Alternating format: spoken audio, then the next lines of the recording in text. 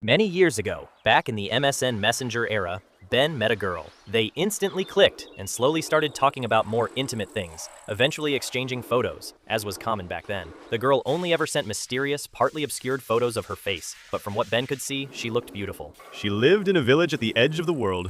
So remote, in fact, that Ben had to travel over 6 hours from Budapest, change trains twice, and the final train station was literally in a forest. The last hour and a half was spent on a little red Bizimot train without air conditioning, in a cozy 45 degrees Celsius heat. The girl was waiting for Ben at the station. She just happened to be about 15 years older than she looked in the photos, and was only missing a few teeth, just the front ones, but that was hard to miss. Since the next train back to Budapest wasn't for several hours, Ben figured that after traveling all that way, one way or another, someone was going to get laid that day. They went to her place, and the whole way there, Ben kept praying that at least her boobs, and the rest, looked like they did in the pictures. Meanwhile, the girl talked about how later they could go out and hug some trees. They arrived, took a shower, and, well, things happened. Thankfully, Ben's prayers were answered. Afterwards, she offered him stuffed cabbage, which wasn't exactly what Ben craved in the middle of a mosquito-infested summer heatwave, nor did he feel like hugging trees. He liked nature, enjoyed listening to the forest when he could, but wasn't really the tree-hugging type. Then the girl asked him to stand up. Ben thought round two was about to begin, just starting off differently this time. Instead, she started circling around him like some kind of deranged vulture, asking for the backstory behind every single tattoo. By the third one,